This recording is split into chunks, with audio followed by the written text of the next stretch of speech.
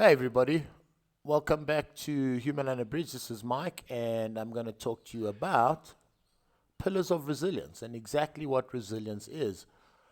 Bear with me, that's probably the last time you'll see this particular clip of a sad and remorseful man, and also probably all you're going to see of my face for a good long time to come until I'm feeling ready to put that challenge to all of you and myself. Oh, no. Anyhow, one of the things I have got right in my life is resilience, and I owe that capacity entirely to my mentor, Dr. Mel Friedman. The work that she did with me personally in terms of resilience and the work that she trained me to teach others on in terms of resilience was what kept me alive. Yes, go home, Mr. Reaper. I'm sorry. Once again, empty-handed because Mike's been able to cheat you. Ha. Sorry for that, my friend. I think from now on, though, I'm going to spend the remaining time that I have on Earth, which is not a lot, dedicated to thriving in this community, in this world, and giving my best rather than just cheating death.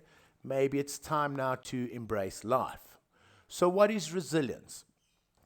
Dr. Mel Friedman describes resilience as thriving with significant resourcefulness in a world that is faced with extreme and daily challenge.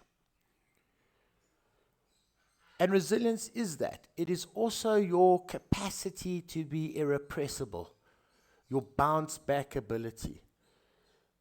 That part of you that no matter how much pressure the world puts on you, you push back against it. And it's almost like going to gym or lifting weights or running or training. The more you train your resilience, the more you expose yourself to pressure and duress, and the more, instead of avoiding it or shying away from it, the more you turn towards that pain and you practice your resilience, the better and better you become at it. You increase your resilience as you would increase your fitness or your strength or your flexibility or your endurance when you exercise. So that is what resilience is. Now let's talk about the first pillar of resilience, so to speak. Pillars of resilience are aspects that theorists or researchers have discovered most resilient people display or have in their repertoire. Okay, and generally there are 8 accepted pillars of resilience, but there is a variation. I'm going to go through with you in these episodes the different pillars of resilience that we understand in terms of our resilience theory in Psych Action and the Resilience Company, as well as some of the pillars that I feel were very instrumental in my life. So the first pillar of resilience is support. Support in terms of network orientation, because traditionally this description is based on your capacity to create human networks that you can rely on all the time, but specifically in times of need or in times of duress, where you require the support of other individuals. And it is truly one of the most essential parts of your resilience is having those support structures, those networks of human beings. But today I want to talk also about some intrapersonal networks of support. In other words, networks of support that are based on the relationship you have with yourself. At this juncture, I want to make something clear, and in order to remain authentic, I need to do so. It has been my experience, mainly through poor behavior on my part or a lack of morals or ethics in certain situations, to be honest, that you cannot create true resilience and proper interpersonal networks of support if you are not ethical, if you do not abide by your conscience, the promptings and primings of your conscience, and the beliefs that you follow, the ethics, the values, the principles of your faith, whatever that might be. But I realized the moment I deviated from my moral code was the moment I became vulnerable in terms of my resilience, in terms of the relationships that I had. It was the moment that I undermined a lot of the efforts I'd made in the past because it created mistrust in other people that until this time have trusted me entirely and have had every reason to do so. So you need to maintain a moral code.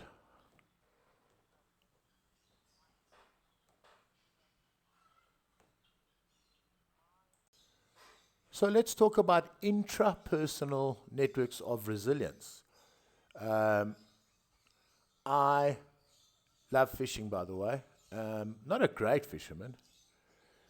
You know, if the Lord had have said to me, like he said to Peter, be a fisherman of men, I would have said, yes, Lord, no problem, but could I first just catch a bass? If I could just catch one bass. David's caught 20, I haven't caught a thing.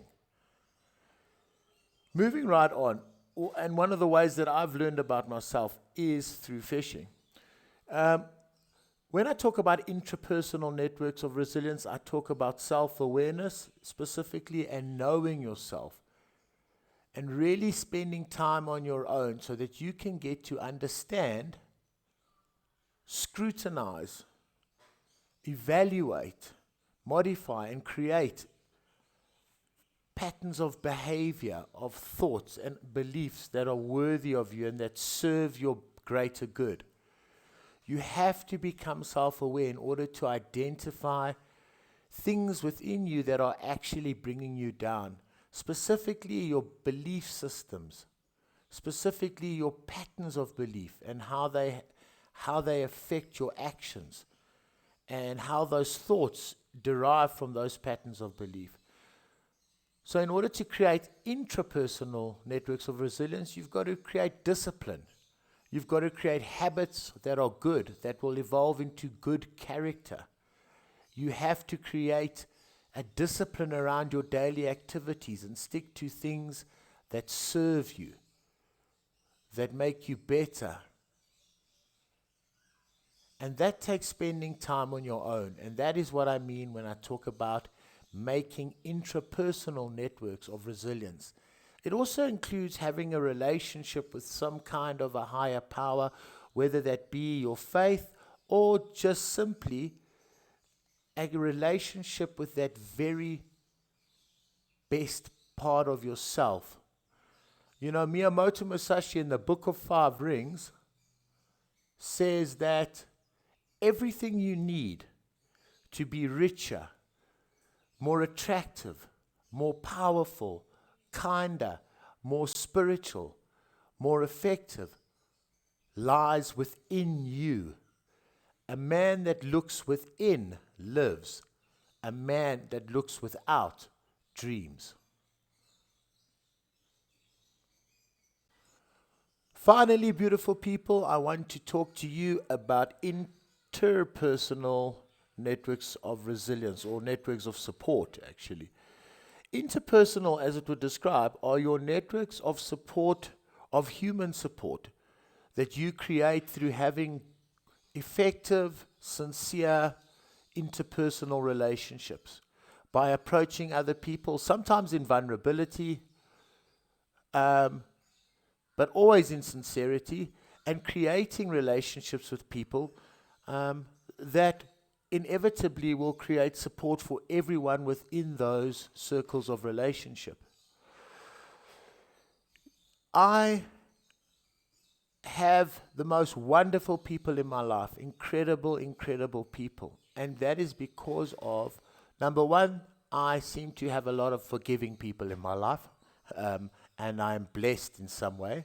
But number two is I have created strong connections with the people around me and realized that those people are very much part of my support system. So create support systems with other human beings. Reach out, not just to the people that you know, Reach out to people that you meet in your community. I give people lifts every morning when I go to work. If ever I come across someone walking down my community road, I'll give them a lift to partly to wherever they're going, because I'm trying to create new networks of support and resilience, new interpersonal relationships that might one day be part of my support when I need it the most.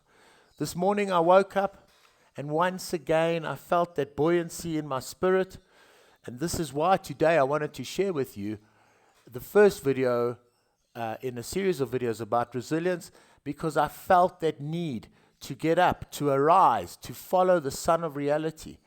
And I hope that all of you have a wonderful day. I hope you've got something valuable out of this video, and I will look forward to seeing you on the next installment on resilience. Take care.